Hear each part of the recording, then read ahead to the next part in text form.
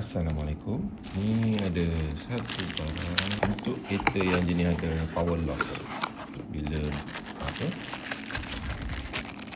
kita ada. Yang ni lagi steady.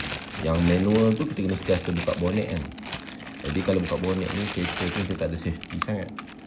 Okey. Yang ni kita pasang dekat bateri tu. Okey, power up kat sini. Kita pakai remote je.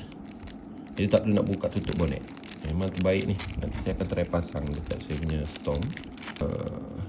Di sini manual on off. Untuk buka bonet pun boleh, kalau orang tak ada key ni. Tapi kita nak tutup sentiasa bonet tu, kira lock. Okay, jadi kita pakai switch ni je. Off, on. Okay. Dua dia bagi. Husband and wife ke, ataupun dengan abang adik ke, boleh. Ni dia punya lapik letak atas bateri tu ke. Okay. Dia bagi ni, tapi dia bagi manual. Okay, memang terbaik lah. Kita yang buat video untuk testing pasang. Untuk pembelian, boleh tekan button di bawah. Jangan lupa komen, like, share serta follow. Terima kasih kerana support. Assalamualaikum.